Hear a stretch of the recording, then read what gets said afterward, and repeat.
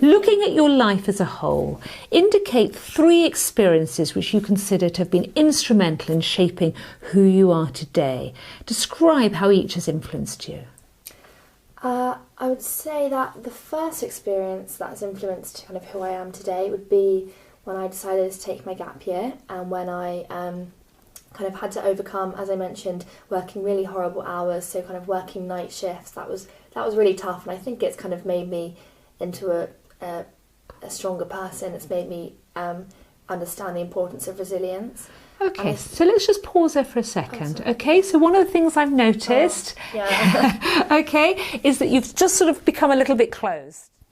What you do with your arms and hands in an interview is actually very important. We all know that it's not appropriate to sit, with our arms behind our head or our feet on the table. And this would actually look quite arrogant.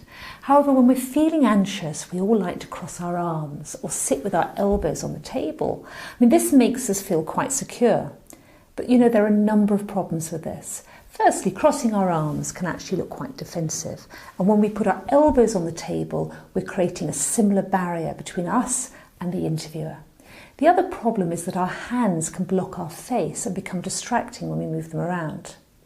A common problem I see, particularly with women actually, is crossing one arm around their waists and just moving one hand, which again, it just looks a little bit odd from the other side of the table, as if you're being waved to. A good tip really, I think, is to cross your ankles underneath the table.